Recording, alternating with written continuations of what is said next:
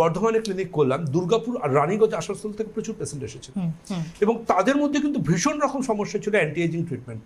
প্রত্যেকের মুখের মধ্যে কুচকে যাচ্ছে, চামড়া রিঙ্কলস আসছে, ফাইন লাইন্স আসছে, সময়ের আগে বুড়োটে ব্যাপারটা চলে আসছে। এবং তাদের যেটা কারণ সেটা শুনলাম, সেটা হচ্ছে দুর্গাপুরে নাকি প্রচুর পরিমাণ পলিউটেড ফ্যাক্টরির চিমনি আছে এবং যে চিমনিগুলো তার থেকে ওই বিষাক্ত প্রচুর ধোঁয়া তারা ইনহেল করছেন।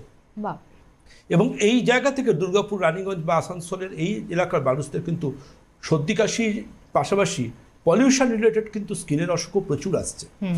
আমরা যেমন একসময় শুনেছিলাম না, রঙিন প্রজাপতি কালো মথ হয়ে গেল, কি করে হলো? That is called industrial melanism. একদম, যারা জুলজির ছাত্র বা ছাত্রী তারা জানবেন হোয়াট ইজ ইন্ডাস্ট্রিয়াল মেলানিজম। ওই যে ক্রমশ তার শরীরের মধ্যে টক্সিন যেতে যেতে যেতে যেতে যেতে যেতে একটা সুন্দর দেখতে প্রজাপতি কালো মথ হয়ে গেল, ঠিক তেমনই আপনার ঝাঁ চকচকে টান টান স্কিন প্রতি মুহূর্তে পলিউশন পেয়ে পেয়ে পেয়ে পেয়ে, সেটা স্মোকিং হোক বা বাইরের হোক, আপনার স্কিন কিন্তু তার গ্ল্যামার বা গ্লো হারিয়ে ফেলল।